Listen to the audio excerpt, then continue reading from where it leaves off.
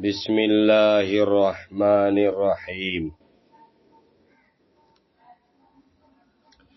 باب الصلاۃ من الایمان۔ یہ باب اس بات کے بیان میں کہ نماز ایمانی عمل ہے۔ نماز کیا ہے؟ ایک ایمانی کام ہے، ایک ایمانی عمل ہے، یعنی ایمان کامل کے تقاضے سے یہ عمل یعنی نماز پڑھنا وجود میں آتا ہے۔ ایمان کامل ہے تو دل میں چاہت و طلب و تڑپ پیدا ہوتی ہے کہ نماز پڑھوں، اور ایمان میں کمال نہیں ہے تو اس کی وجہ سے پھر نماز کا عمل وجود میں نہیں آتا ہے۔ چنانچہ آج 80% مسلمان نماز نہیں پڑھتے کیونکہ ایمان میں ان کا نقص ہے۔ مسلمان ہے، ایسا نہیں کہ مسلمان نہیں ہے، مگر ان کا ایمان ناقص ہے، اور اس ایمان کے نقص اور کمی کی وجہ سے وہ نماز نہیں پڑھتے۔ اگر مومن کامل ہوتے تو ضرور پڑھتے۔ تو جو نماز ایک عمل ہے وہ ایمان کامل کا جزء ہے، اتنی بات تو متفق علیہ ہے۔ پھر اس باب میں حضرت مصنف امام بخاری رحمۃ اللہ علیہ نے ایک آیت کریمہ لکھی ہے، وَمَا كَانَ اللَّهُ لِيُضِيعَ إِيمَانَكُمْ۔ یہ دوسرے پارے کے شروع میں یہ آیت ہے، اور تحویل قبلہ کی تحویل اور قبلہ کے بدلنے سے متعلق یہ آیت کریمہ ہے۔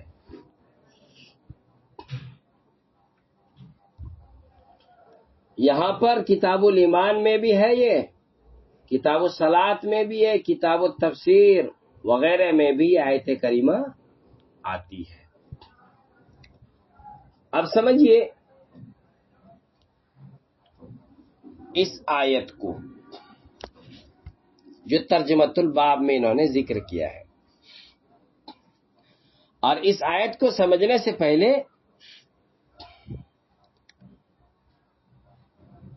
اس آیت سے متعلق پوری بات سمجھ لیجئے تو آیت سمجھ میں آ جائے گی۔ پوری بات اس طرح ہے کہ تحویل قبلہ سے متعلق جو آیات ہے ان میں سے یہ ایک آیت ہے، وَمَا كَانَ اللَّهُ لِيُضِيعَ إِيمَانَكُمْ، اور اس کا شان نزول ہے جو اگلی حدیث میں آ رہی ہے۔ اگلی حدیث آ رہی ہے، اس میں اس کا شان نزول بھی آ رہا ہے۔ حضرت براء ابن عازب رضی اللہ تعالیٰ عنہ سے یہ مروی ہے کہ جب حضرت صلی اللہ علیہ وسلم ہجرت کر کے مدینہ منورہ تشریف لائے تو آپ صلی اللہ علیہ وسلم اپنے نانیحال میں ٹھہرے،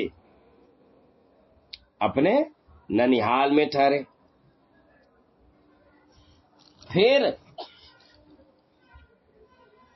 حضرت نبی اقدس صلی اللہ علیہ وسلم جب اپنے ننیحال میں ٹھہرے ہیں، ننیحال کا مطلب ہے مدینہ منورہ، یعنی حضرت نبی اقدس صلی اللہ علیہ وسلم اپنے ننیحال یعنی مدینہ منورہ میں ٹھہرے ہیں۔ ٹھیک ہے، آگے ہم ترجمہ جب کرائیں گے تو وہاں پر ہم بتلائیں گے کہ ننیحال سے کیا مراد ہے، کہاں ٹھہرے تھے۔ حضرت ابو ایوب انصاری رضی اللہ تعالیٰ عنہ کے یہاں یہ ٹھہرے تھے، تفصیل ابھی آ رہی ہے ترجمہ کے تحت۔ ٹھیک ہے، آگے سمجھیے۔ اور حضرت صلی اللہ علیہ وسلم جب مدینہ منورہ میں آئے تو تقریباً 16 یا 17 مہینے بیت المقدس کی طرف منہ کر کے نماز پڑھی، لیکن آپ صلی اللہ علیہ وسلم کی شدید خواہش تھی کہ بیت اللہ کو قبلہ قرار دے دیا جائے، اس لیے کہ حضرت صلی اللہ علیہ وسلم کی بعثت ملت ابراہیمیہ اسماعیلیہ پر ہوئی تھی۔ ابراہیمی یعقوبی بنی اسرائیل کہلاتے ہیں، اور آپ کا قبیلہ بیت المقدس، اور ان کا قبیلہ یعنی ابراہیمی یعقوبی جو بنی اسرائیل کہلاتے ہیں ان کا قبیلہ بیت المقدس میں تھا، اور عرب ابراہیمی اسماعیلی کہلاتے تھے اور ان کا قبلہ بیت اللہ تھا، اور بنی اسرائیل کا جو قبلہ تھا بیت المقدس تھا۔ اور مسجد اقصی کو قبلہ مقرر کرنے میں ایک مصلحت یہ بھی تھی کہ مدینہ منورہ میں جو بڑی آبادی تھی وہ یہودیوں کی تھی، تو ان کو اسلام کی طرف مائل کرنے اور اسلام میں لانے کے لیے بڑی مدد ملتی۔ وہ کیا ہوتے؟ مسلمان ہوتے کہ بھائی یہ ایمان والے بھی ہمارے ساتھ بیت المقدس کی طرف رک کر کے نماز پڑھتے ہیں تو ہم بھی ان سے ملے اور جڑے، یہ مقصد تھا۔ مگر یہ یہود بے بہبود قریب تو کیا آتے، الٹا انہوں نے یہ پروپیگنڈا کرنا شروع کر دیا کہ محمد آہستہ آہستہ دین یہود کی طرف آ رہے ہیں اور وہ عنقریب مذہب یہود کو قبول کر لیں گے۔ تو تحویل قبلہ یعنی مکہ کے علاوہ بیت المقدس کو جو قبلہ بنانے کا مقصد تھا وہ یہودیوں کو اسلام کے قریب لانا، یہ مقصد پورا نہیں ہوا۔ تو تقریباً 16 یا 17 مہینے کے بعد پھر دوبارہ تحویل ہوئی، اور اس وقت حضور صلی اللہ علیہ وسلم ایک نوجوان صحابی تھے بشیر بن برا، ان کے جنازے میں شرکت کے لیے ان کے محلے میں تشریف لے گئے تھے اور مسجد بنو سلمہ میں ظہر کی نماز پڑھا رہے تھے۔ آپ صلی اللہ علیہ وسلم نے 2 رکعتیں بھی پڑھائی تھی کہ نماز میں وحی نازل ہوئی، اور آپ صلی اللہ علیہ وسلم اور صحابہ شمال کی جانب سے جنوب کی جانب کیا ہو گئے، گھوم گئے، جنوب کی طرف گھوم گئے، یعنی اتر کی طرف منہ کر کے تھے اور دکھن کی طرف کیا ہو گئے، گھوم گئے۔ یعنی مدینہ منورہ سے بیت المقدس اتر کی جانب ہے اور بیت اللہ دکھن کی جانب ہے، تو باقی جو 2 رکعتیں ہوئی وہ بیت اللہ شریف کی طرف رک کر کے ہوئی۔ ٹھیک ہے، اسی مسجد بنو سلمہ کو مسجد القبلتین بھی کہتے ہیں۔ پھر آپ صلی اللہ علیہ وسلم نے عصر کی نماز مسجد نبوی میں کعبہ شریف کی طرف منہ کر کے پڑھائی۔ ایک صحابی یہاں سے عصر کی نماز پڑھ کر کے بنو حارثہ کی مسجد کے پاس سے گزرے تو وہاں لوگوں کو دیکھا کہ وہ بیت المقدس کی طرف رخ کر کے نماز پڑھ رہے تھے، تو انہوں نے گواہی دی، میں گواہی دے کے کہتا ہوں کہ قبلہ بدل چکا ہے، چنانچہ سب نماز کے اندر ہی بیت اللہ کی طرف کیا ہو گئے، گھوم گئے۔ پھر اگلے دن ایک صحابی مسجد نبوی میں فجر کی نماز پڑھ کر قبا پہنچے، جو مدینہ منورہ سے 3-4 میل کے فاصلے پر ایک گاؤں تھا قبا، وہاں لوگ بیت المقدس کی طرف فجر کی نماز پڑھ رہے تھے۔ جب انہوں نے تحویل کی خبر دی کہ قبلہ بدل چکا ہے تو وہ سب بھی نماز کے اندر ہی کعبہ شریف کی طرف کیا ہو گئے، پھر گئے۔ ٹھیک ہے، تو جب تحویل قبلہ ہو گئی تو یہی برا ابن عازب رضی اللہ تعالیٰ عنہ کی حدیث میں آ رہا ہے، ایک مضمون یہ آ رہا ہے۔ تو یہاں یہ سوال کیا صحابہ کرام نے، کیا رسول اللہ تحویل قبلہ یعنی قبلہ بیت اللہ کو بنا دیا گیا، تو بیت اللہ کو قبلہ بنانے سے پہلے جو لوگ تحویل قبلہ سے پہلے انتقال کر گئے یا شہید ہو گئے، انہوں نے کعبہ شریف کی طرف ایک بھی نماز نہیں پڑھی، ان کی نمازوں کا کیا ہوگا، ان کی نمازوں کیا ہوگا؟ یہ بالکل ایسا ہی سوال تھا جیسے کہ شراب کی حرمت سے پہلے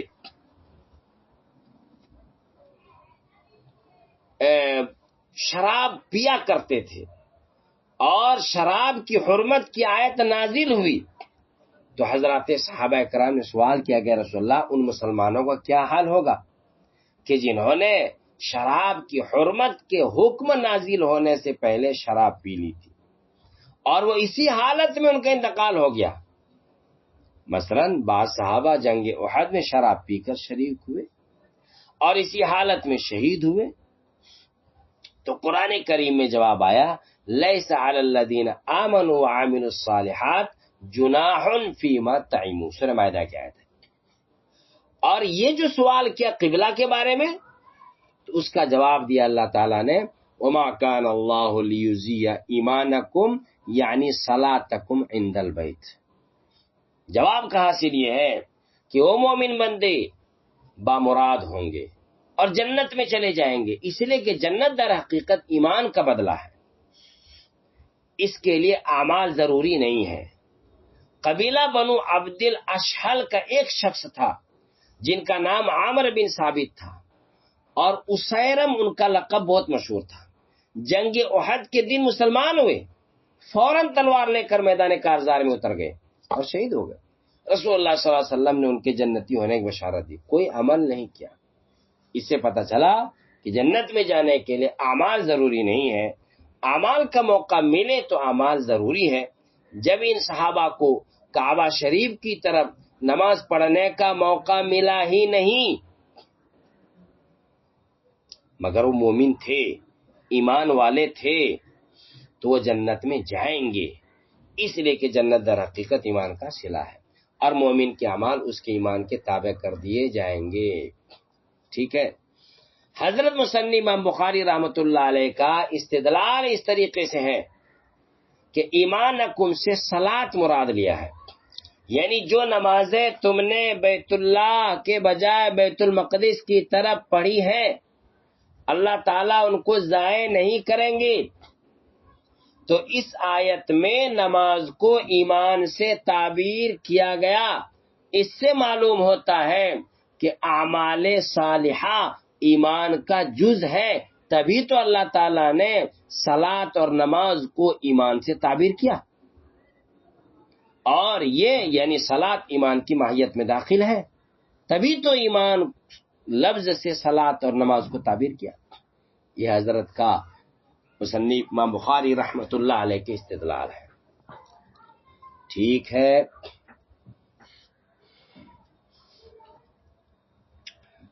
اب ترجمہ دیکھیے، اور ترجمہ کے ساتھ کچھ باتیں وضاحتی طور پر آئیں گی۔ باب الصلاۃ من الایمان، یہ باب اس بات کے بیان میں کہ نماز ایمان میں سے ہے۔ وقول اللہ تعالی، اور اللہ تعالیٰ کا فرمان وما کان اللہ لیضیع ایمانکم یعنی صلاتکم، کہ اللہ ضائع نہیں کرے گا تمہارے ایمان کو، یعنی تمہاری نماز کو، عند البیت، بیت المقدس کے پاس۔ دیکھیے عند البیت، بیت کے پاس۔ مکی دور میں جب دور مکی تھا تو قبلہ کیا تھا؟ بیت اللہ تھا یا بیت المقدس تھا؟ مفتی سعید صاحب رحمۃ اللہ علیہ نے تحفۃ القاری میں اس عنوان سے کچھ گفتگو کی ہے۔ چنانچہ وہ تحفۃ القاری میں ارشاد فرماتے ہیں کہ حضرت عبداللہ ابن عباس رضی اللہ تعالی عنہما کی رائے یہ ہے کہ مکی دور میں جب نبی اکرم صلی اللہ علیہ وسلم مکے میں تھے تو وہاں بیت المقدس قبلہ تھا، پھر ہجرت کے بعد بھی 16-17 مہینے تک بیت المقدس ہی قبلہ رہا، مگر حضور صلی اللہ علیہ وسلم مکی دور میں اس طریقے سے نماز پڑھتے تھے کہ بیت اللہ اور بیت المقدس دونوں سامنے آ جائے۔ حضرت علامہ بیہقی رحمۃ اللہ علیہ نے سنن بیہقی میں، اور علامہ ابن شیبہ رحمۃ اللہ علیہ نے اس کو نقل کیا ہے۔ یہ عبداللہ ابن عباس رضی اللہ تعالیٰ عنہ کی رائے ہے، مگر جمہور صحابہ، محدثین وغیرہ ارشاد فرماتے ہیں کہ مکی دور میں قبلہ کعبہ شریف تھا، بیت اللہ شریف تھا، پھر ہجرت جب کر کے مدینہ گئے تو مسجد اقصی کو عارضی طور پر قبلہ مقرر کیا گیا تھا تاکہ یہود یہ جان لیں کہ دین یہود اور دین اسلام کا سر چشمہ، منبع ایک ہی چیز ہے، اور وہ ہے ایمان اور اسلام، اور وہ اللہ ہے، وہیں سے سب کچھ آیا ہے۔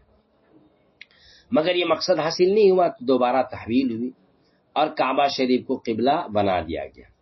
حاصل یہ ہے کہ حضرت عبداللہ ابن عباس رضی اللہ تعالیٰ عنہما کے قول کے مطابق ایک مرتبہ نسخ ہوگا، اور جمہور 2 مرتبہ نسخ کے قائل ہے، اور جمہور یہ کہتے ہیں کہ 2 مرتبہ نسخ ہوا ہے، 2 مرتبہ کیا ہوا ہے؟ نسخ ہوا ہے۔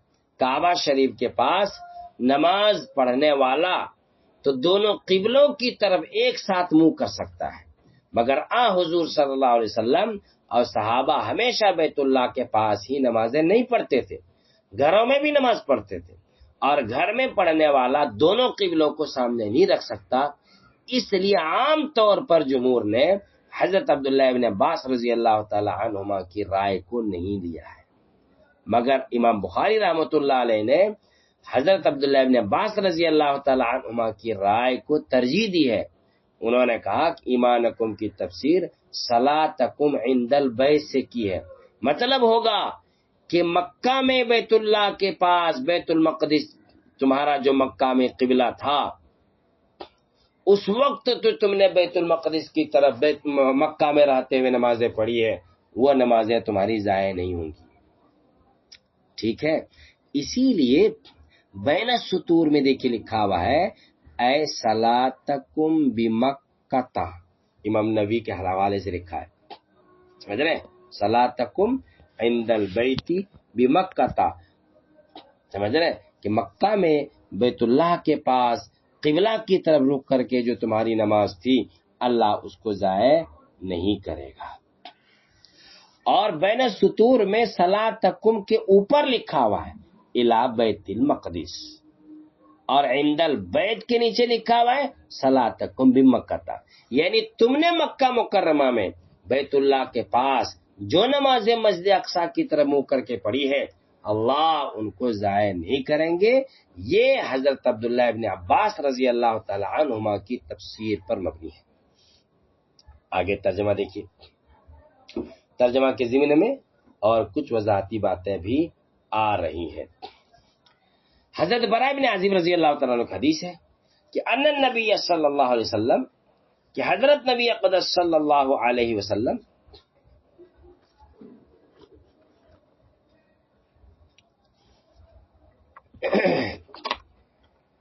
ان النبی صلی اللہ علیہ وسلم کان اول ما قدم المدینہ، کہ حضرت نبی اقدس صلی اللہ علیہ وسلم جب مدینہ تشریف لائے، کان اول ما، تو سب سے پہلے ما وہ چیز، قدم المدینہ جب مدینہ آئے، نزلہ تو سب سے پہلے اترے، نزلہ سب سے پہلے اترے، قالا حدثنا زہیر علی اجدادی، اپنے اجداد پر، اپنے اجداد پر، او قالا علی اخوالی، علی نہیں میں علی پڑھ دے رہا ہوں سمجھانے کے لیے کہ اجداد پر اس کا عطف ہے اور علی اس سے پہلے بھی ہے، او قال اخوالی من الانصار، یا کہا اپنے ماموں پر یعنی انصار، یعنی ایسے ماموں پر جو کیا تھے؟ انصار تھے، جو کیا تھے؟ انصار تھے۔ اس کو سمجھیے، اجداد نیچے دیکھے لکھا ہوا ہے من جہت الام، یعنی یہ نانا ہے، ماموں ہے ماں کی طرف سے، کس کی طرف سے؟ ماں کی طرف سے۔ یہ جو شک ہو گیا نا، نزل علی اجدادی او قال اخوالی من الانصار، یہ شک جو ہے ابو اسحاق کی طرف سے ہے۔ یہ دیکھیے براء ابن عازب کے بعد تابعی ہے ابو اسحاق، قال حدثنا ابو اسحاق، زہیر سے پہلے کیا ہے؟ اسحاق۔ اس اسحاق کو شک ہو گیا ہے کہ اجداد من جہت العمومت ہے یا اخوال ہے، ٹھیک ہے۔ اب سمجھیے، ہم نے پہلے بتلایا تھا کہ اپنے ننیحال میں حضرت نبی اقدس صلی اللہ علیہ وسلم مدینہ میں اترے، تو یہ ننیحال کیسے ہیں یہ بات بتائی جا رہی ہے۔ حضرات انصار حضور اقدس صلی اللہ علیہ وسلم کے اجداد یا اخوال یعنی نانا یا ماموں کچھ نہیں تھے، بلکہ حضور صلی اللہ علیہ وسلم کے جو دادا تھے، جو عبد المطلب سے مشہور ہے، تو چونکہ حضور اقدس صلی اللہ علیہ وسلم عبد المطلب کے پوتے ہوتے ہیں، ٹھیک ہے، اور عبد المطلب کے یہ ننیحال ہے، اس لیے مجازن حضور اقدس صلی اللہ علیہ وسلم کی طرف نسبت کر دی گئی. چنانچہ قصہ ہجرت کی جو روایت آتی ہے اس میں صاف موجود ہے نزل علی بنی نجار اخوال عبد المطلب، کہ قبیلہ بنو نجار پر حضرت نبی صلی اللہ علیہ وسلم مدینے میں اترے عبد المطلب کے ماموں کے پاس. اس کی تفصیل اس طریقے سے ہے کہ جو عبد مناف ہے نبی اکرم صلی اللہ علیہ وسلم خاندان میں اوپر چل کر کے دوسری تیسری نسل میں ایک آدمی ہے عبد مناف، اس کے 4 بیٹے ہوئے ہیں، مطلب، ہاشم. یہ دونوں ایک ماں سے ہیں، یعنی عبد مناف کی 2 بیوی، ایک ماں سے ایک بیوی سے مطلب اور ہاشم ہے. دوسرے ہیں نوفل، تیسرے عبد شمس. یہ دونوں نوفل اور عبد شمس یہ تیسرے چوتھے بیٹے ہیں، یہ دوسری ماں سے ہے. ہاشم تجارت کے لیے، مطلب کا بھائی ہاشم تجارت کے لیے ملک شام آتے جاتے تھے. درمیان میں مدینہ منورہ پڑتا تھا، ٹھیک ہے، تو مدینہ منورہ میں قیام کرتے تھے. تو ایک بہت ہی شریف عورت تھی، خوبصورت بھی تھی، اس کا نام تھا سلمہ بنت عمر. اور یہ سلمہ بنت عمر جو ہے قبیلہ بنو نجار سے تھی، خوبصورت بھی تھی، شریف بھی تھی. ہاشم نے عبد المطلب کا بھائی، سمجھ رہے ہیں، ہاشم کی نگاہ جیسے ہی کیا کہتے ہیں ان پر پڑی تو انہوں نے کیا کہتے ہیں ان سے نکاح کا پیغام بھیج دیا کہ میں اس لڑکی سے نکاح کرنا چاہتا ہوں. تو نکاح اس شرط پر ہوا کہ سلمہ بنت عمر خود مختار ہوں گی، یعنی حق علیحدگی ان کے اختیار میں ہوگا، سلمہ کے اختیار میں ہوگا، اور ان کے لیے مکہ معظمہ جانا لازم نہیں ہوگا، یہ مدینے ہی میں رہیں گی، مکہ نہیں جائیں گی. تو ہاشم نے یہ شرط منظور کر لی اور نکاح ہو گیا. ٹھیک ہے، تو سلمہ شادی کر کے ہاشم کی زوجیت میں مدینہ منورہ میں تھی. ان سے ایک لڑکا پیدا ہوا جس کا نام تھا شیبۃ الحمد. اس طرح نسل باری والے نقل کیا، شیبہ نام تھا، یہ وہی عبد المطلب ہے. ہاشم کا جب انتقال ہونے لگا تو انہوں نے اپنے حقیقی بھائی مطلب کو کہا تھا، وصیت کی تھی کہ بھائی میرا لڑکا ہے مدینے میں، شیبہ ہے، ان کا خیال رکھنا. تو شیبہ جب تک بچے تھے ماں ہی کے پاس رہے. پھر مطلب اپنے بھائی کی وصیت کے مطابق شیبہ کو لینے کے لیے مدینہ گئے. تو مطلب اپنے بھتیجے یعنی شیبہ کو پیچھے اونٹ پر بٹھا کر کے لایا. لوگوں نے شیبہ کو پیچھے بیٹھا ہوا دیکھ کر کے یہ سمجھا کہ یہ مطلب یعنی ہاشم کے بھائی مطلب کے غلام ہے، اور عبد المطلب کہنا شروع کر دیا. اسی روز سے شیبہ کا نام عبد المطلب مشہور ہو گیا. اب دیکھیے حضرت نبی اقدس صلی اللہ علیہ وسلم کے جو دادا ہے شیبہ یعنی عبد المطلب، ان کی ماں چونکہ مدینے سے ہے اور وہ قبیلہ بنو نجار سے ہے، اس لیے ماں کی طرف سے یعنی کہ عبد المطلب کا نانا مدینے میں ہے، ننیحال مدینے میں ہے. اس لیے یہاں پر مطلب ہوگا کہ نبی اقدس صلی اللہ علیہ وسلم اپنے ننیحال میں اترے، یعنی اپنے دادا کے ننیحال میں اترے. ٹھیک ہے، اپنے دادا کے ننیحال میں اترے. نزل علی اجدادی او قال اخوالی من الانصار، اترے اپنے ناناؤں پر، نانا کے پاس، او قال اخوالی من الانصار، یا لفظ استعمال کیا اخوالی من الانصار.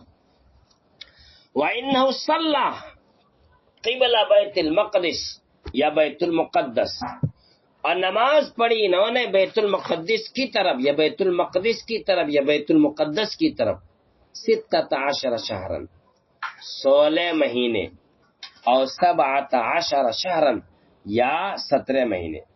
مدینہ منورہ میں بیت المقدس کی طرف کتنی مدت ہے؟ 16 یا 17 مہینے. تو حضرت علامہ عسقلانی رحمۃ اللہ علیہ نے نسل باری والے لکھا ہے کہ 9 روایتیں ذکر کی ہے، لیکن ساتھ میں یہ بھی ذکر کیے انہوں نے کہ اکثر روایتیں ضعیف ہیں، اور ان میں سے 3 روایتیں مشہور ہیں 16 یا 17 مہینے کے شک کے ساتھ. مسلم شریف، نسائی اور مسند احمد میں بغیر شک کے 16 مہینے ہیں، اور حضرت علامہ بزاز اور طبرانی نے 17 مہینے بلا شک کے نقل کیا ہے۔ بظاہر ان روایتوں میں تعارض معلوم ہوتا ہے، جبکہ تعارض نہیں ہے۔ وہ تعارض اس طور پر نہیں ہے کہ اس بات پر سب کا اتفاق ہے کہ آپ صلی اللہ علیہ وسلم ربیع الاول کے مہینے میں مدینہ منورہ پہنچے۔ حضرت عبداللہ بن عباس رضی اللہ تعالیٰ کی روایت کے مطابق آپ 12 ربیع الاول کو بروز دوشنبہ مدینہ منورہ پہنچے، اور جمہور کے قول کے مطابق اگلے سال یعنی سن 2 ہجری میں 15 رجب کو تحویل قبلہ کا حکم ہوا۔ تو 12 ربیع الاول اور 15 رجب تک 16 مہینے ہوتے ہیں، 16 مہینے اور 3 دن ہوتے ہیں۔ یہی اصح الاقوال اور معتمد ہے۔ تو جس نے مہینے داخل ربیع الاول کو اور تحویل والا مہینہ یعنی رجب دونوں مہینے کو مستقل شمار کر لیا، الگ الگ شمار کر لیا، تو 17 مہینے ہو گئے۔ اور جن حضرات نے دونوں مہینے کو ملا کر کے، کیونکہ ادھر کچھ میں باقی ہے ادھر کچھ دن باقی ہے، ایک شمار کر لیا تو اور زائد 3 دن کسر کو چھوڑ دیا تو انہوں نے 16 ذکر کیا۔ اور جن حضرات کو شک و تردد تھا انہوں نے شک کے ساتھ بیان کیا 16 یا 17، ٹھیک ہے، 16 یا 17 ذکر کیا۔ وَكَانَ يُعْجِبُ أَن تَكُونَ قِبْلَتُهُ قِبْلَ الْبَيْتِ، اور حضرت نبی صلی اللہ علیہ وسلم کو اچھا لگتا تھا، آپ صلی اللہ علیہ وسلم کی خواہش تھی، یعجب اعجب یوجب اعجابا، اچھا لگنا، نبی صلی اللہ علیہ وسلم کو اچھا لگتا تھا ان تکون قبلتہ، کہ اس کا قبلہ ہو جائے۔ یہ تو یعجبہ ان تکون، اس کا فاعل یعجبہ کا، کہ اس کا قبلہ بیت المقدس کی طرف ہو جانا یعجبہ، نبی اکرم صلی اللہ علیہ وسلم کو اچھا لگتا تھا۔ وَإِنَّهُ صَلَّى، اور نبی اکرم صلی اللہ علیہ وسلم کو بیت اللہ قبلہ بننا اچھا اس لیے لگتا تھا کہ خانہ کعبہ حضرت ابراہیم خلیل اللہ علیہ السلام کا قبلہ تھا، اور آپ صلی اللہ علیہ وسلم کو ملت ابراہیمیہ کی اتباع کا حکم تھا، چنانچہ قرآن نے کہا ان اتبع ملت ابراہیم حنیفہ، ٹھیک ہے۔ صاحب جلالین نے اس کے ایک مختصر اور جامع جواب دیا ہے، کہتے ہیں لِأَنَّهُ أَدْعَى اسلام العرب، اس لیے کہ عرب کو اسلام کی طرف یہ زیادہ دعوت دینے والا تھا، بیت اللہ کی طرف رخ کر کے نماز پڑھنا۔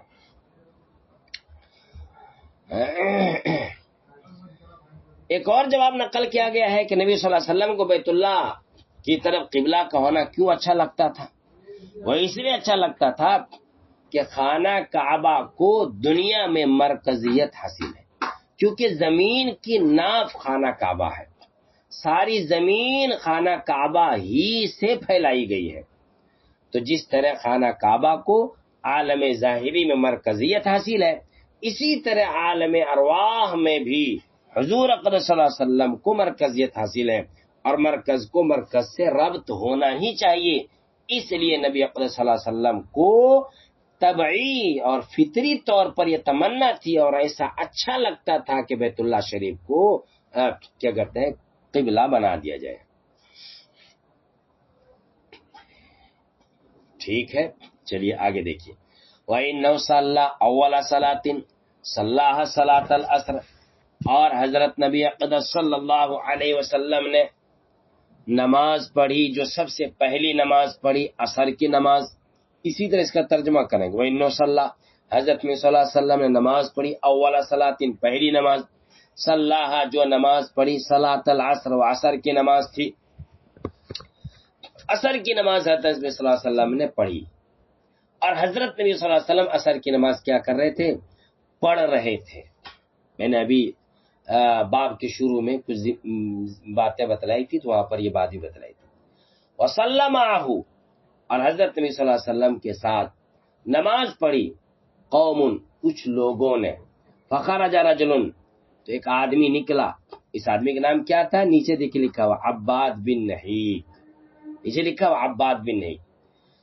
تو نکلا ایک آدمی یعنی عباد بن نہیک، ممن، ان میں سے، صلی معہ، جس نے حضرت نبی صلی اللہ علیہ وسلم کے ساتھ نماز پڑھی، مر علی اہل مسجد، تو گزرے ایک مسجد والوں کے پاس سے، وہم راکعون در حالانکہ وہ رکوع کر رہے تھے. رکوع کا مطلب ہے کہ وہ نماز پڑھ رہے تھے. نیچے دیکھیے لکھا ہوا ہے المراد الرکوع حقیقت الرکوع، کہ مراد رکوع کی حقیقت ہے یعنی نماز ہے، کہ وہ لوگ کیا کر رہے تھے؟ نماز پڑھ رہے تھے. فقالت، تو کہنے لگے اشہد باللہ، میں اللہ کی قسم کھا کے کہتا ہوں. اشہد باللہ کا یہاں ترجمہ ہوگا قسم کھانا.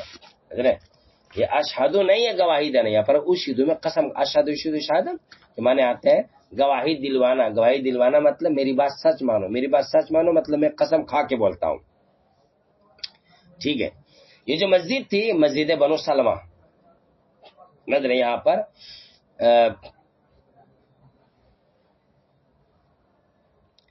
تو نماز پڑھی. لقد صلیت مع رسول اللہ صلی اللہ علیہ وسلم، کہ میں نے حضرت نبی اقدس صلی اللہ علیہ وسلم کے ساتھ نماز پڑھی ہے. قبلہ مکہ، مکہ کی طرف رک کر کے. یہ بنو حارثہ کی مسجد تھی جس کے پاس سے یہ لوگ گزرے. ٹھیک ہے، یہ آدمی گزرا. فدارو، یہ لوگ کیا ہو گئے؟ گھوم گئے. کما ہم جیسے تھے اسی طرح گھوم گئے. قبل البیت، بیت اللہ کی جانب، خانہ کعبہ کی جانب گھوم گئے. وکانت الیہود، اور یہود کو اعجبہم اچھا لگتا تھا، اذا کان یصلی، جبکہ نماز پڑھی جاتی تھی قبل بیت المقدس یا مقدس بیت المقدس کی جانب. واہل الکتاب، اور اہل کتاب کو بھی، یہود کو بھی اچھا لگتا تھا اور اہل کتاب کو بھی اچھا لگتا تھا جب بیت المقدس کی طرف نماز پڑھی جاتی تھی، کیونکہ ان کا قبلہ اور کعبہ یہی تھا. فلما ولی وجہہ قبل البیت، جب نبی اقدس صلی اللہ علیہ وسلم نے اپنا چہرہ پھیر لیا بیت اللہ کی طرف، انکروا ذالک، تو انہوں نے اس کو ناپسند کیا. قال زہیر کہتے ہیں حدثنا ابو اسحاق عن البراء فی حدیثی، ابو اسحاق برا ابن عازب سے اپنی حدیث میں نقل کرتے ہیں کہ انہ مات علی القبلہ. کیا نقل کرتے ہیں؟ انہ میں ہو ضمیر کے نیچے دیکھیں لکھا ہوا ضمیر شان، اس کا کوئی مرجع نہیں ہے. کیوں مرے القبلتی، قبلہ پر، قبل ان تحول، قبلہ بدلنے سے پہلے، رجال بہت سارے لوگ. یہ ماتا جو آیا نا انہ ماتا کا فاعل ہے رجال. بہت سارے لوگ مر گئے، بہت سارے لوگوں کا انتقال ہو گیا قبل ان تحول بیت اللہ تبدیل ہونے سے، یہ قبلہ تبدیل ہونے سے پہلے. وقتلوا، اور بہت سارے قتل کیے گئے، شہید کر دیے گئے. فلم ندری ما نقول، تو ہمیں نہیں معلوم ما نقول کیا کہیں ہم فیہم ان کے بارے میں. فانزل اللہ تعالی، تو اللہ تعالیٰ نے نازل کر دی آیت کریمہ وما کان اللہ لیضیع ایمانکم، کہ اللہ تعالیٰ ہرگز تمہارے ایمان کو، تمہاری نمازوں کو ضائع نہیں کرے گا، ضائع نہیں کرے گا. ٹھیک ہے، یہ بات یہاں پر پوری ہو گئی. اگلا باب آتا ہے باب حسن اسلام المرء. یہ باب اس بات کے بیان میں کہ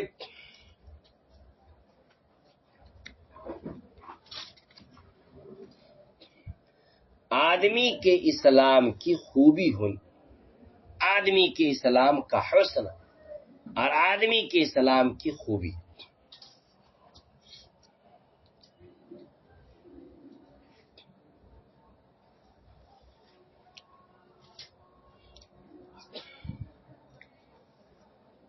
حضرت مصنف امام بخاری رحمۃ اللہ علیہ کا اب تک دعویٰ یہ تھا کہ اعمال ایمان کا جز ہے. اب اس باب سے یہ فرما رہے ہیں کہ اعمال کے اوصاف بھی اعمال کا جز ہے، اور اعمال ایمان کے اجزاء ہے، تو اعمال کے اوصاف بھی کیا ہے؟ ایمان کے اجزاء ہوئے. اور حضرت مصنف امام بخاری رحمۃ اللہ علیہ نے دو وصف ذکر کیے ہیں. ایک وصف ہے حسن اسلام المرء، حسن اسلام المرء، آدمی کی مسلمان ہونے کا حسن، ایک یہ وصف ہے.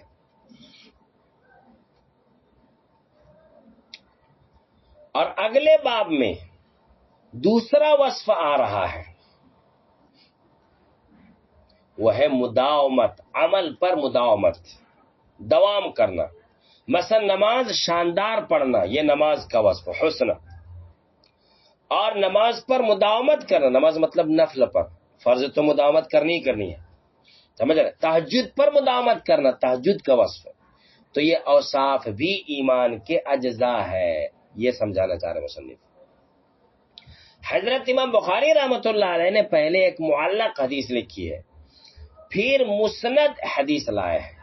دونوں حدیثوں کا مضمون ایک ہی ہے کہ جب کوئی شخص مسلمان ہوا پھر اس کا اسلام اچھا ہوا، یعنی وہ سچا پکا مسلمان ہوا، تو اللہ تعالیٰ اس کے وہ تمام گناہ معاف فرما دیتے ہیں کہ جن کے قریب وہ گیا ہے، یعنی جن گناہوں کا انہوں نے ارتکاب کر لیا ہے۔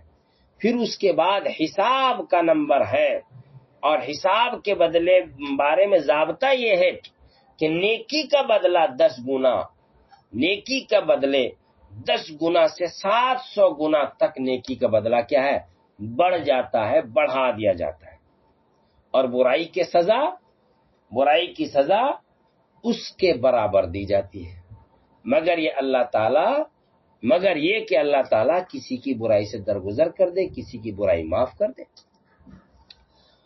اور حضرت ابو ہریرہ رضی اللہ تعالیٰ عنہ فرماتے ہیں کہ رسول اللہ صلی اللہ علیہ وسلم نے فرمایا، جب تم میں سے کسی نے اپنے اسلام کو شاندار بنا لیا تو ہر وہ نیکی جس کو وہ کرے گا اس کا ثواب 10 گنا سے 700 گنا تک لکھا جائے گا، اور ہر وہ برائی جس کا وہ ارتکاب کرے گا اسی کے مانند اس کو کیا کہتے ہیں؟ سزا ملے گی، اسی کے مانند اس کو کیا ملے گی؟ سزا ملے گی۔ ٹھیک ہے، اب آپ ترجمہ کے ساتھ حدیث سے متعلق کچھ باتیں سنیے، پھر امام بخاری کی استدلال بھی آ جائے گا۔ باب حسن اسلام المرء، یہ باب آدمی کے اسلام کی خوبی کے بیان میں ہے۔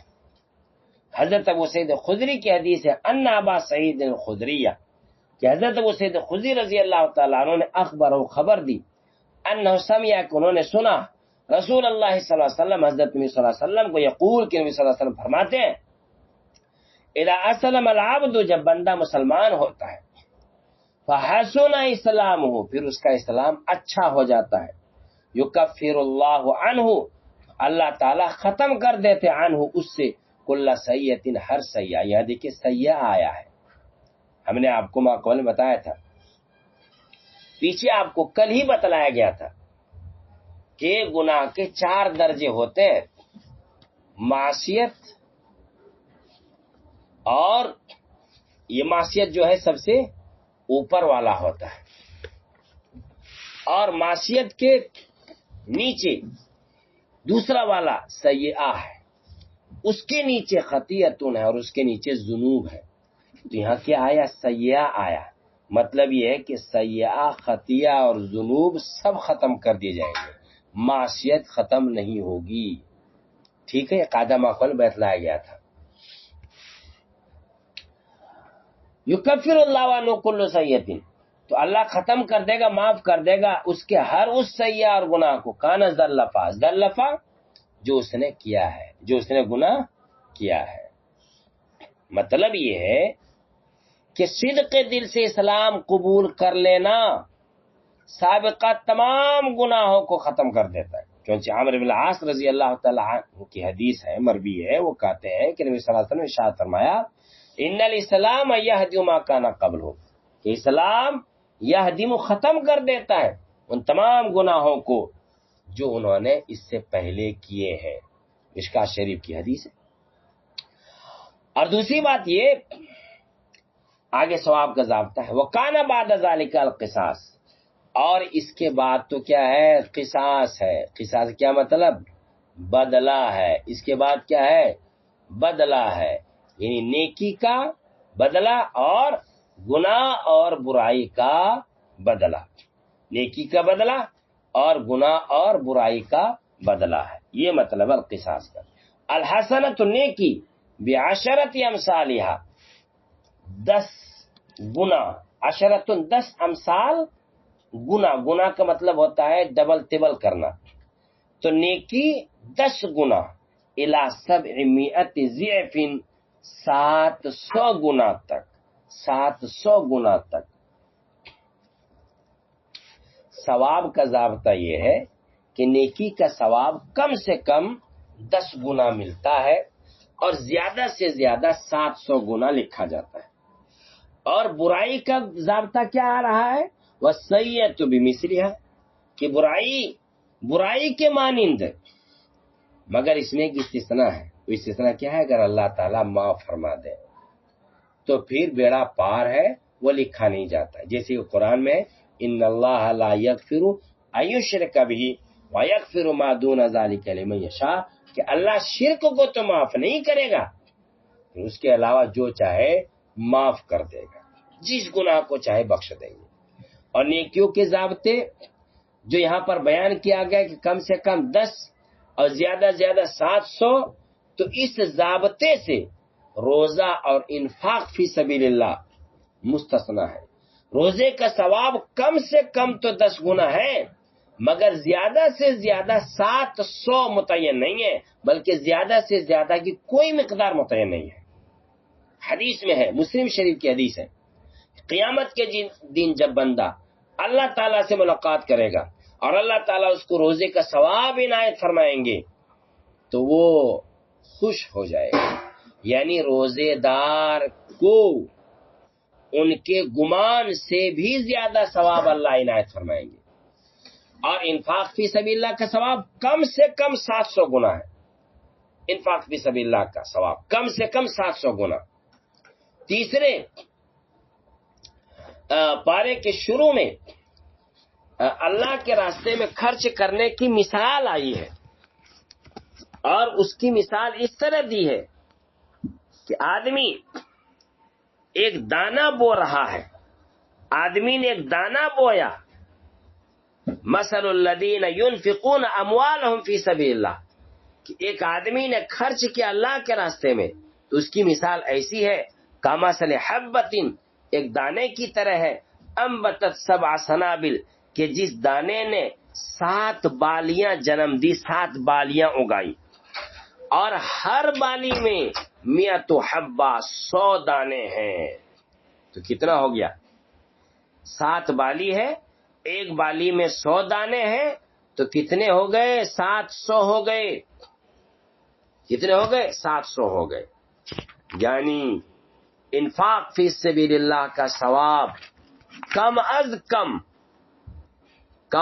کم 700 گنا ضرور ملے گا، یہ مطلب ہے، اور زیادہ کی کوئی حد نہیں ہے۔ اللہ کہہ رہا ہے آگے واللہ یضاعف لمن یشاء، اللہ موقع محل کے اعتبار سے انفاق فی سبیل اللہ کا ثواب بڑھاتا چلا جاتا ہے۔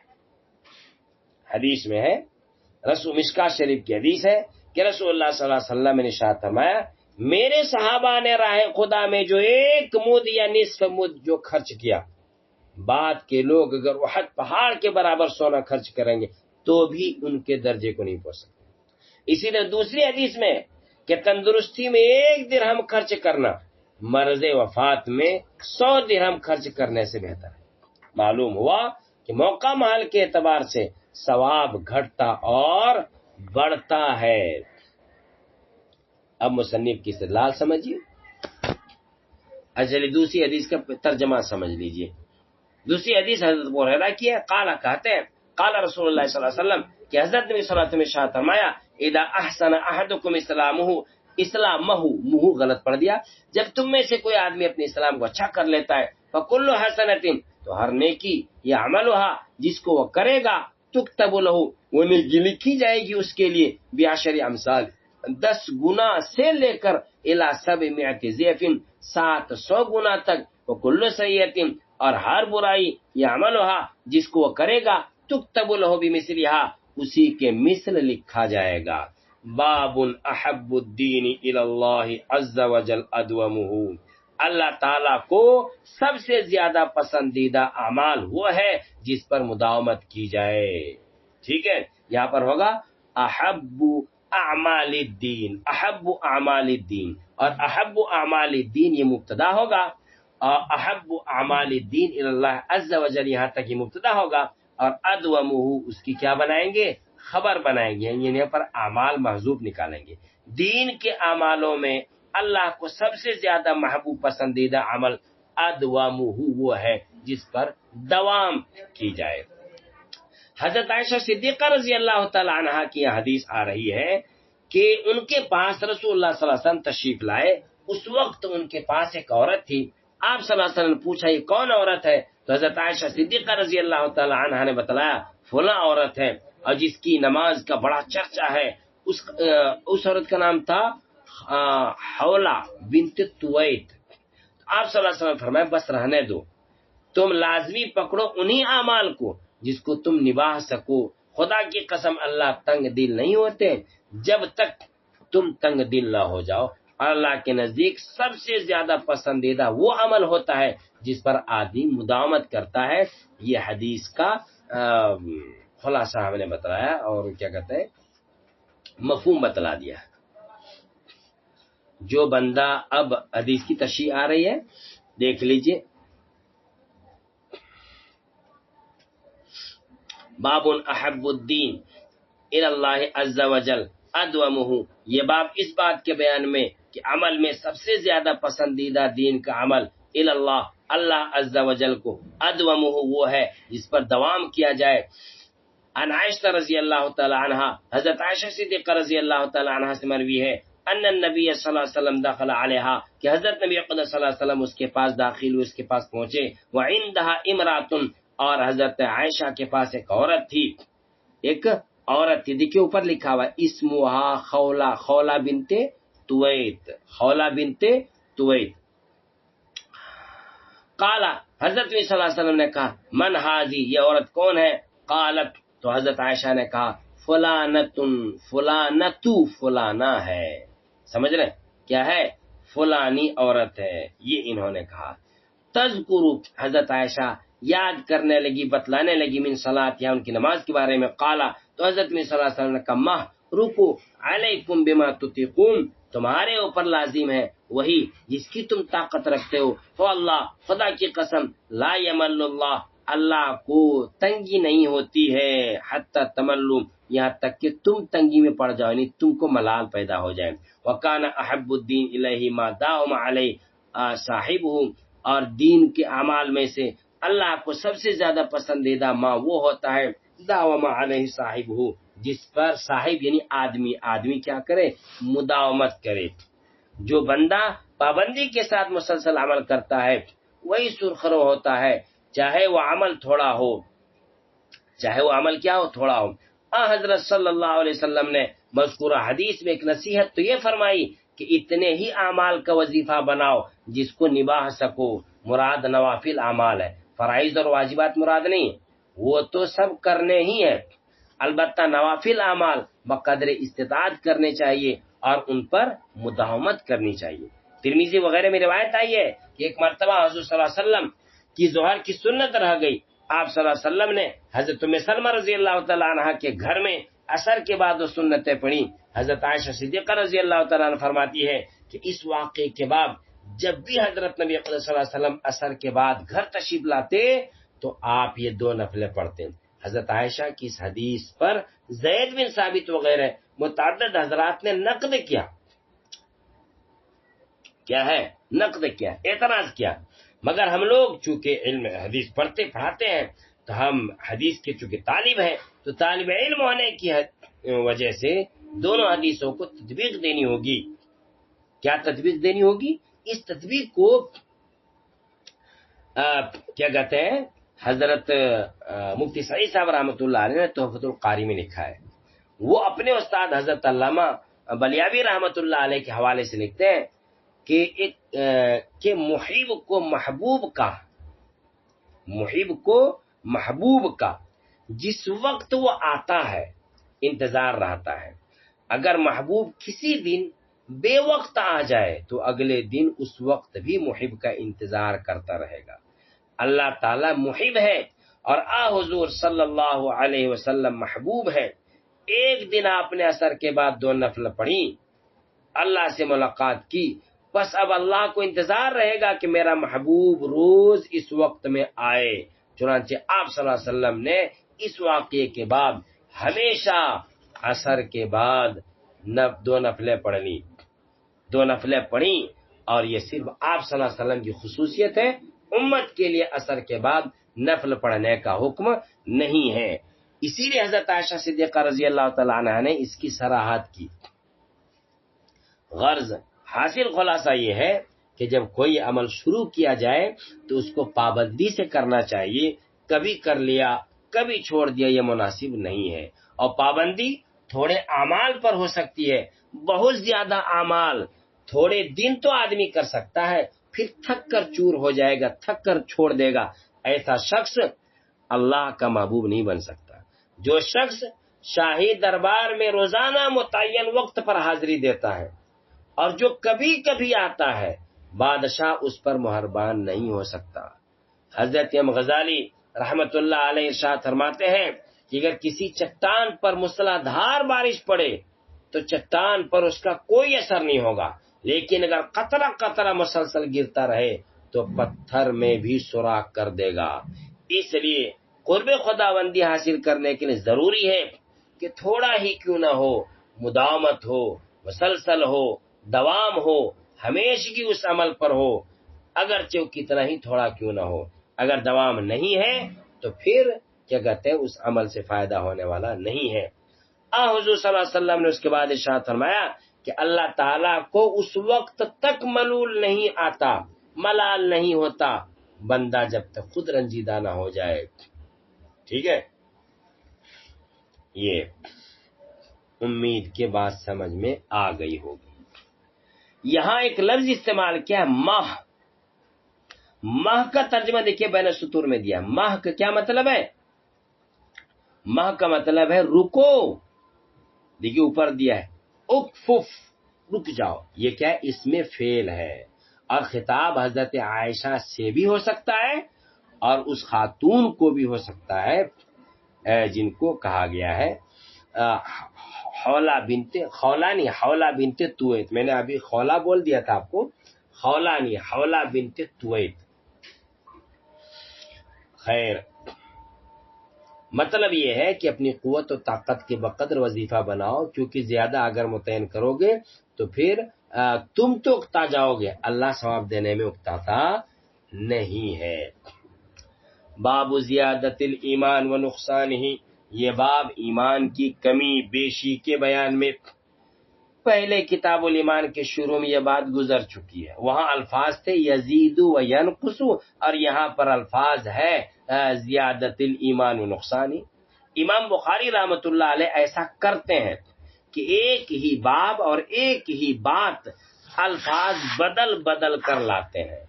شراح اس کو تفنن بولتے ہیں۔ تفنن کا مطلب کیا ہے؟ نہج اور طریقہ اور طور بدلنا۔ ٹھیک ہے، حضرت شیخ الہند رحمت اللہ علیہ کہا کرتے تھے کہ فقہائے احناف کا مقابلہ معتزلہ سے تھا اور محدثین کا مرجیہ سے۔ تو مرجیہ اعمال کو کچھ اہمیت نہیں دیتے تھے، اس لیے محدثین کا نظریہ یہ تھا کہ ایمان کے ساتھ اعمال صالحہ کا ضرور تذکرہ کیا جائے اور اعمال کو بڑھا چڑھا کر کے بتلایا جائے۔ اور مرجیہ یہ کہتے تھے کہ اعمال صالحہ مفید تو ہے مگر اعمال سیئہ مضر نہیں ہے۔ اس لیے حضرت بخاری رحمۃ اللہ علیہ برابر مرجیہ کی تردید کرتے آ رہے ہیں، اور وہ قارئین پر رنگ چڑھانے کے لیے ایک ہی بات بار بار طریقہ نہج بدل کر کہہ رہے ہیں کہ نجات اولی کے لیے صرف ایمان کافی نہیں، اعمال بھی ضروری ہے۔ یہی بار بار کہتے آ رہے ہیں اور کہہ رہے ہیں کہ نماز پڑھنا ایمانی عمل ہے، اور کیا کہتے ہیں روزہ رکھنا ایمانی عمل ہے۔ اعمال کے بغیر ایمان کی مثال اس درخت کے تنے جیسی ہے جس پر کوئی شاخ نہ ہو، نہ پتا ہو، نہ پھل ہو، نہ پھول ہو، ایسا درخت کس کام کا؟ آج دنیا میں 80% مسلمان عملی طور پر مرجیہ بنے ہوئے ہیں۔ وہ اعمال صالحہ کو مفید سمجھتے تو ہیں، جب کوئی بڑا دن بڑی رات آتی ہے تو نوافل میں لگ جاتے ہیں کیونکہ وہ اعمال صالحہ کو مفید سمجھتے ہیں، مگر جھوٹ بھی بولتے ہیں، وعدہ خلافی بھی کرتے ہیں، داڑھی منڈواتے ہیں، نماز نہیں پڑھتے ہیں، سود کھاتے اور نہ جانے کیا کیا برائیاں کرتے رہتے ہیں، کیونکہ وہ یہ سمجھتے ہیں کہ شاید ان کے خیال میں معاصی اور گناہ مضر نہیں۔ اگر وہ گناہ کو مضر سمجھتے تو ان کی زندگیوں کا یہ نقشہ نہ ہوتا، وہ گناہوں کی طرف نہ بھاگتے۔ ٹھیک، تو یہ چونکہ گفتگو ما قبل میں ہو گئی ہے، بات آ گئی ہے، اس لیے یہاں پر مزید کچھ باتیں نہیں بتلائی جائیں گی۔ باب زیادت الایمان و نقصان ہی، یہ باب ایمان کی زیادتی اور نقصان کے بیان میں، وقول اللہ تعالی، اور اللہ تعالیٰ کے فرمان زدنا ہدن کے بیان میں، ویزداد الذین آمنوا ایمانا کے بیان میں، وقال، اور اللہ تعالیٰ نے ارشاد فرمایا الیوم اکملت لکم دینکم، کہ آج میں نے تمہارا دین، یہ دونوں آیتیں ماقبل میں آئی، لیکن الیوم اکملت لکم دینکم پہلے نہیں آئی ہے یہ آیت، اس لیے یہاں پر تشریح تھوڑی سی بتائی جا رہی ہے۔ فَإِذَا تَرَكَ شَيْئًا مِنَ الْكَمَالِ، بس جب کمال میں سے کوئی چیز چھوڑ دی، فَهُوَ نَاقِصٌ، تو وہ کیا ہے؟ ناقص ہے۔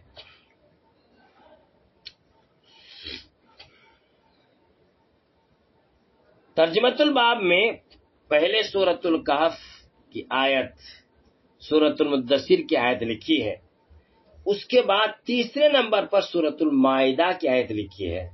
اس آیت میں چونکہ استدلال کا طریقہ بدلا ہوا ہے، اس لیے کہا وقالا، اور پہلے قالا نہیں کہا، بس پہلے کہا وقول اللہ تعالی عز وجل زدنا ہدی وازداد الذین آمنوا ایمانا، پھر اس کے بعد کا وقالا، وقالا اسی لیے کہا اس لیے کہ الیوم اکملت لکم سے حضرت مصنف امام بخاری رحمۃ اللہ علیہ کی استدلال کا طریقہ کیا ہے؟ بدلا ہوا ہے۔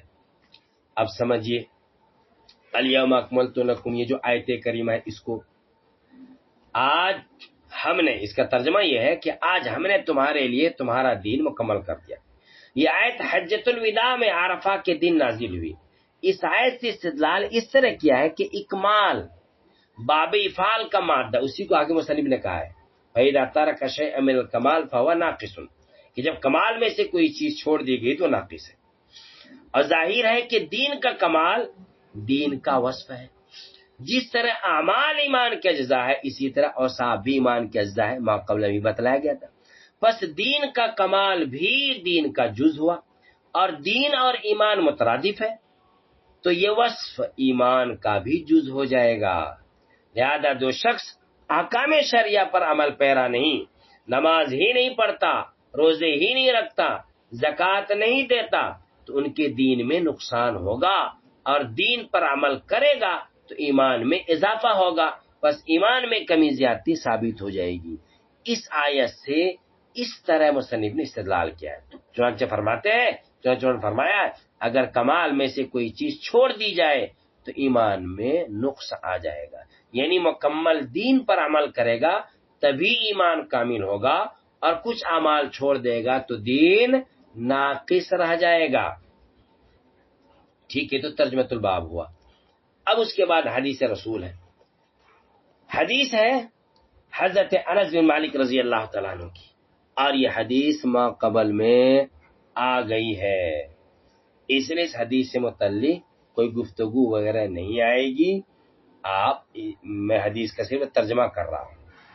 یعنی اس باب میں مصنف رحمۃ اللہ علیہ نے دو حدیثیں ذکر کی ہے، پہلی حدیث ما قبل میں آ گئی ہے، سند اور الفاظ کے اختلاف وغیرہ بھی وہاں آ گیا ہے۔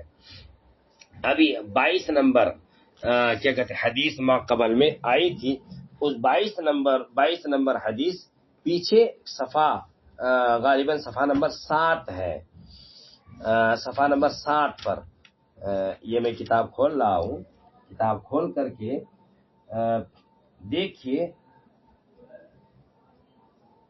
اور اس کا حدیث نمبر جو ہے وہ 7 نہیں، کیا کہتے 8 نمبر صفحہ ہے، 8 نمبر صفحہ پر دیکھیے باب ہے، باب تفاضل اہل الایمان فی الاعمال، اس میں یہ حدیث آئی ہے حضرت ابو سعید خدری رضی اللہ تعالیٰ عنہ کی، یہ وہی والی حدیث ہے۔ پھر اس کے بعد حضرت ابو سعید خدری کی دوسری حدیث آئی ہے، تو جو پہلی حدیث ہے وہی پہلی حدیث حضرت انس رضی اللہ تعالی عنہ سے یہاں پر دوبارہ آ رہی ہے، ٹھیک ہے، اور وہاں پر چونکہ گفتگو آ گئی ہے اس لیے یہاں پر گفتگو نہیں آ رہی ہے۔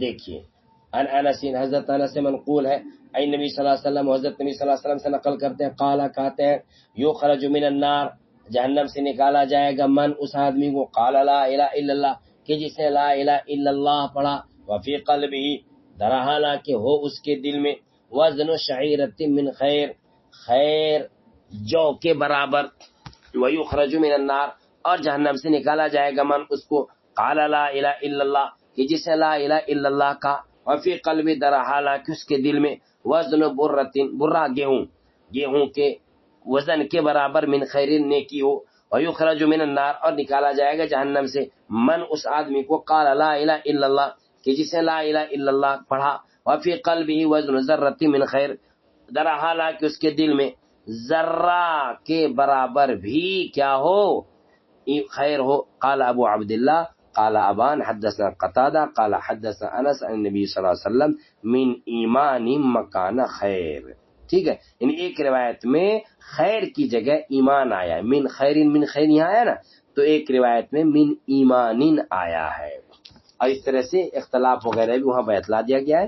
یہاں پر الفاظ کے فرق کے ساتھ ہے کہ اس کے برابر، اس کے برابر، اس کے برابر، ما قبل میں اس طرح تفصیل سے نہیں تھی بات کہ اس کے برابر والے کی نکالا جائے گا، جو کے برابر والے کی نکالا جائے گا، گیہوں کے برابر والے کی نکالا جائے گا، اس طرح وہاں پر نہیں تھی تفصیل حدیث میں، البتہ حدیث یہ بھی وہی ہے، وہ جو ہے یہ وہ ہے، ٹھیک ہے۔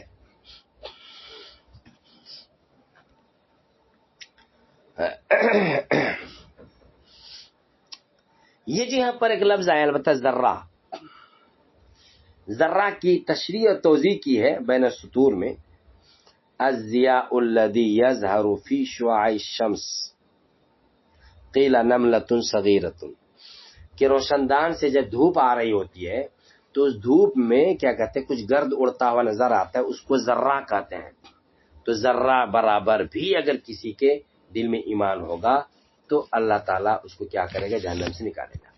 استدلال امام بخاری رحمۃ اللہ علیہ کی حدیث یہ ہے کہ خیر بمعنی ایمان ہے، اور ایک روایت میں ابان کی روایت میں ایمان ہے، وہاں بھی اس طرح کے اختلاف آئے تو وہاں پر ہماری طرف جواب دیا گیا تھا کہ بھائی متعین نہیں ہے ایمان، خیر بھی ہو سکتا ہے، ٹھیک ہے۔ استدلال بھی قول میں آگے، اس لیے اس پر کوئی گفتگو نہیں کی جا رہی ہے۔ اب آپ آگے کیا کہتے ہیں، دوسری حدیث دیکھیے، دوسری حدیث کا ترجمہ اور اس کا مطلب سمجھنے کی کوشش کیجیے، آسان ہے، زیادہ مشکل نہیں ہے۔ حضرت عمر بن خطاب رضی اللہ تعالیٰ عنہ کی حدیث ہے، ان رجل من الیہود، کہ یہود میں کا ایک آدمی، ابھی ایک آدمی کون ہے یہود میں کا، مختلف اقوال نقل کیے گئے کہ یہود میں کے ایک آدمی، ایک رائے تو ایک کعب احبار تھے، کعب احبار نے یہ بات کہی، مگر یہ بات صحیح معلوم نہیں ہوتی، اس لیے کعب احبار تو مسلمان ہو گئے تھے، جو مسلمان ہو گئے تو ایسا سوال کریں گے کیوں، جو سوال آ رہا ہے وہ سوال مسلمان نہیں کر سکتا، جو سوال آگے آ رہا ہے، نہیں سمجھے، وہ تو صادق الایمان تھے، سمجھ رہے، اور یہ منافق بھی نہیں تھے، مخلص مومن تھے، تو کیسے وہ حضرت کعب سوال کر سکتے ہیں۔ دوسرا قول یہ ہے کہ حضرت کعب نے ہی سوال کیا تھا، اور یہ سوال کیا تھا مسلمان ہونے سے پہلے ہی، جب یہ مسلمان نہیں ہوئے تھے تو مسلمان ہونے سے پہلے ہی انہوں نے سوال کیا تھا، کیونکہ ایک قول یہ ہے کہ حضرت کعب رضی اللہ تعالیٰ عنہ حضرت ابوبکر صدیق رضی اللہ تعالیٰ عنہ کے دور خلافت مسلمان ہوئے ہیں، اگرچہ دوسرا قول یہ ہے کہ حضرت عمر کے رضی اللہ تعالیٰ عنہ دور خلافت مسلمان ہوئے، تو اگر یہ قول مان لیا جائے کہ حضرت عمر فاروق رضی اللہ تعالیٰ عنہ کے دور خلافت میں مسلمان ہوئے ہیں، تو حضرت کعب احبار رحمۃ اللہ علیہ کو مصداق بنایا جا سکتا ہے کہ یہ بات انہوں نے مسلمان ہونے سے پہلے حضرت ابوبکر صدیق رضی اللہ تعالیٰ عنہ کے زمانے سے پہلے ہی سوال کر لیا تھا، پوچھ لیا تھا، ٹھیک ہے، خیر، اس کو یاد رکھیے۔ ان رجلا من الیہود، کہ یہودیوں میں کا ایک آدمی نے، قال له، حضرت عمر بن خطاب سے کہا، یا امیر المومنین، اے امیر المومنین، آیت فی کتابکم، ایک آیت ہے تمہاری کتاب میں، تقرؤونہا، جس کو تم پڑھتے ہو، لو علینا اگر وہ آیت ہم پر اترتی، علینا معشر الیہود یعنی یہود کی جماعت پر، نزلت اترتی، لاتخذنا ذلک اليوم عیدا تو ہم بنا لیتے اس دن کو عید۔ قال تو حضرت عمر بن الخطاب رضی اللہ تعالیٰ عنہ کا ایت آیت، ایو آیت کون سی آیت ہے؟ قال تو حضرت نبی صلی اللہ علیہ وسلم نے وہ حضرت جو آدمی تھا یہودی اس نے کہا الیوم اکملت لکم دینکم واتممت علیکم نعمتی ورضیت لکم الاسلام دینا، یہ آیت۔ قال عمر تو حضرت عمر فاروق رضی اللہ تعالیٰ عنہ ارشاد فرمایا قدر اپنا ذالک الیوم ہم اس دن کو پہچان چکے، جان چکے ہیں، ہم اس دن کو پہچانتے ہیں، والمکان الذی اور اس جگہ کو بھی پہچانتے ہیں، نزلت فی جس جگہ میں علی النبی صلی اللہ علیہ وسلم نبی اقدس صلی اللہ علیہ وسلم پر یہ آیت اتری، وہ جگہ یہ تھی کہ وہ قائم حضرت نبی صلی اللہ علیہ وسلم کھڑے تھے بعرفہ، عرفہ میں، یوم جمعہ تھا جمعے کے دن، یعنی جمعے کے دن، سمجھ رہے یہ کیا کہتے ہیں آیت اتری ہے۔ مطلب یہ ہے کہ ہمیں جشن منانے کی ضرورت نہیں، اس لیے کہ جس دن یہ آیت اتری ہے ہماری دو عیدیں جمع تھی، ایک جمعہ کا دن تھا جو مسلمانوں کی چھوٹی عید ہے، دوسرا عرفہ کا دن تھا جس میں ساری دنیا کے حاجی میدان عرفہ میں جمع ہوتے ہیں۔ پھر جمعہ کا دن تو ہمیشہ اس معین تاریخ میں نہیں آتا، مگر عرفہ کا دن اس وقت سے آج تک ہمیشہ اسی معین تاریخ میں آتا ہے اور قیامت تک اسی معین تاریخ میں آتا رہے گا۔ اس دن ساری دنیا کے حجاج مکہ مکرمہ کے اسی میدان عرفات میں اکٹھا ہوتے ہیں جہاں یہ آیت اتری تھی، اور اتنا بڑا اجتماع ہوتا ہے کہ دنیا میں اتنا بڑا دوسرا کوئی اجتماع ممکن نہیں، اس لیے ہمیں الگ سے جشن اور فنکشن منانے کی کوئی ضرورت نہیں ہے، سمجھ گئے؟ یہ چلیے ترجمہ ہو گیا اور اس سے متعلق گفتگو بھی آ گئی، بس آج اتنا ہی، انشاءاللہ پھر کل